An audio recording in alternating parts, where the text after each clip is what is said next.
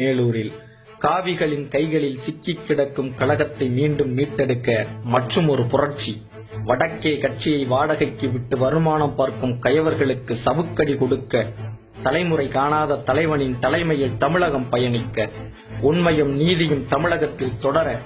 ஆற்றல் மிக்கவர்கள் தமிழகத்தை ஆள, ஆக்கிரமித்தவர்கள் அழிந்து ஒழிய, ஏழை மக்கள் நிம்மதியாக வாழ, காலம் தந்த திராவிட செல்வன் வழியில் கழகம் பயணிக்க, உழைப்போர் கைகள் வலுப்பெற, அண்டி பிழைப்போர் கைகள் வெட்டப்பட, உதவுவோர் கைகள் ஓங்கி நிற்க, மக்கள் வயிற்றில் உதைப்போர் வதைபட, மீண்டும் கழகம் உயிர்த்தெழ, பாட்டாளியும் பாமரனும் பயன்பெற, கல்வி திட்டங்கள் வலுப்பெற, இளையோர் அரசியல் கிளர்ந்தல, அமைதியும் வளர்ச்சியும் பெற்று தமிழகம் புதிய முறையில் மலர்ந்திட, கதிரடிக்கும் வீரம் மண்ணை, சிதறடிக்கும் மனிதந்தனை, சிதறடிக்கும் உறுதி கொண்டு, ஒற்றுமை பலத்தைக் கொண்டு, நாசமிடும் கயமைதனை நாட்டிலே சிதறடி